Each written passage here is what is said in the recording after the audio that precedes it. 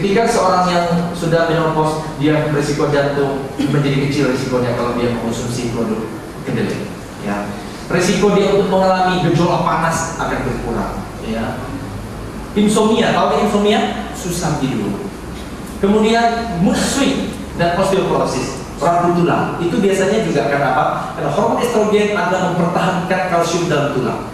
Jadi ketika seorang wanita sudah mengalami menopause, dia sudah tidak memiliki estrogen, meminum susu satu gentong ada gunanya. Dibohonginya sama iklannya.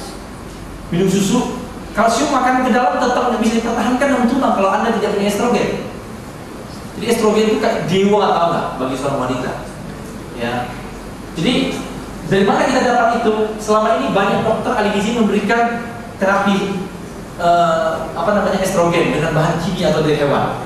Dalam terapi jangka panjang, terutama ibu-ibu yang mengangkat ibu telurnya, ovariumnya, itu produksi estrogennya hilang, sehingga dia berisiko untuk osteoporosis. Lalu dokter kasih terapi itu. Dalam penelitian, terapi hormon estrogen dari kimia atau dari hewan dalam jangka waktu yang panjang, di atas 5 tahun, maka berisiko tinggi kanker payudara dan lain.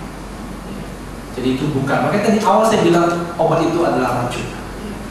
Orang pemakan obat hipertensi, kalau jangka waktunya panjang di atas 5 tahun, rata-rata mereka terkena cuci darah, ginjalnya kena. Jangan sembarang makan obat, ya. Terutama ibu sedang hamil, jangan sembarang makan obat. Salah satunya nanti anak bisa autis, namanya. Termasuk makan ikan, itu bisa bikin anak autis, namanya. Karena ikan banyak mengandung yang namanya apa? Hg, merkuri. Ada satu pasien saya, waduh, datang satu keluarga, pusing saya, tahu nggak?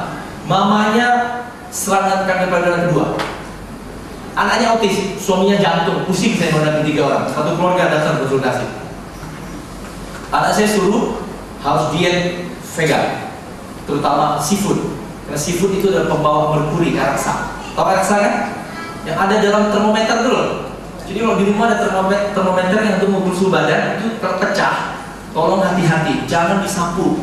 Jangan dilap pakai tangan, pakai kain basah, jangan. Mesti ditutup dengan pasir atau tanah lalu pakai skop dibuang. Sekali merkuri menyentuh kulit kita, dia akan jalan-jalan di dalam pembuluh darah kita dan dia sampai ke jantung mate kita, dalam. Jadi hati-hati dengan termometer. Jadi termometer jangan buat mainan anak-anak ya, pecah bisa bahaya sekali. Saya kedatangan seorang ibu, seorang manajer sebuah perusahaan besar di Jakarta. Datang konsultasi, Pak, saya tidak tahu kenapa belakangan ini kalau ketemu suami benci rasanya, mau digampar suaminya. Nah, kenapa Bu? Nggak tahu kenapa, pokoknya tiba-tiba jadi benci. Dulu gitu nggak? Enggak, dulu sayang. Ya. Kenapa tiba-tiba jadi gitu? Terus saya tanya, Ibu umurnya berapa? Umur saya udah 50 tahun. Ibu sudah menopause? Sudah pernah menopause. Menopause itu apabila seorang wanita berturut-turut selama 12 bulan tidak datang haid, itu baru disebut menopause. Kalau cuma 4 bulan datang lagi itu sudah menopause. Jadi secara kesehatan itu ditentukan 12 bulan berturut-turut. Ya. Terus sudah mulai pernah menopause. Saya bilang itu alasannya. Karena ibu sudah menopause, ibu mengalami yang disebut sebagai gangguan mood swing. Mood swing itu adalah ketidakstabilan emosi. Jadi kalau nenek kita marah tidak usah dilawan. Nenek marah itu wajar, karena nenek sudah menopause. Ya. Menopause itu tidak stabil emosinya. Jadi, saya suruh dia makan apa, tahu nggak? Makan tempe. Jadi dalam berbagai seminar saya pesan kepada para suami, sebelum istri kita menampar kita, cepat-cepat kasih makan tempe.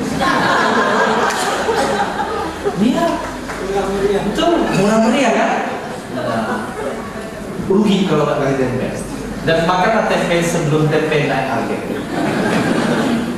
Sebab tempe kan dimakan murah gitu kan. Lihat tuh nanti tempe akan jadi mahal. Kalau saya promosi tempe, saya makanan sehat.